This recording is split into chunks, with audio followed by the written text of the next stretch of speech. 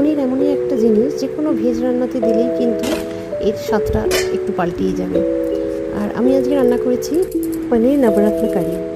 পনিরটা আমি স্লাইস করে কেটে একটু টারমারিক, চিলি পাউডার আর নুন দিয়ে ভালো করে একটু ফ্রাই করে নিলাম। তারপরে মিক্সড ফিশটাকে একবার বয়েল করে নিয়ে জলটা চেঞ্জ করে নিলাম। তারপর কড়াইতে গোটা গরম মশলা, তেজপাতা দিয়ে আর কাঁচা লঙ্কা ফোড়ন দিয়ে আলুটাকে স্কোয়ার করে কেটে একটু ভেজে নিলাম।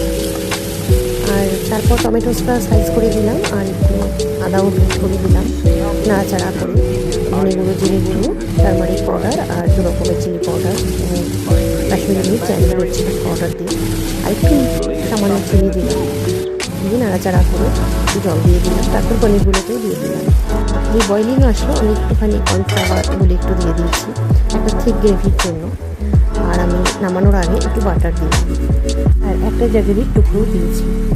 আর এটাকে মিক্স ভেজ উইথ পনিরও বলতে পারি। খেতে এটা ভীষণ ভালো হয়েছে, নান, রুটি, পরোটার সাথে ভীষণই ভালো লাগে খেতে। আর তোমরাও ট্রাই করো and subscribe my YouTube channels and follow my Facebook page and Instagram page. And তোমরা সবাই খুব ভালো থেকো। Bye bye.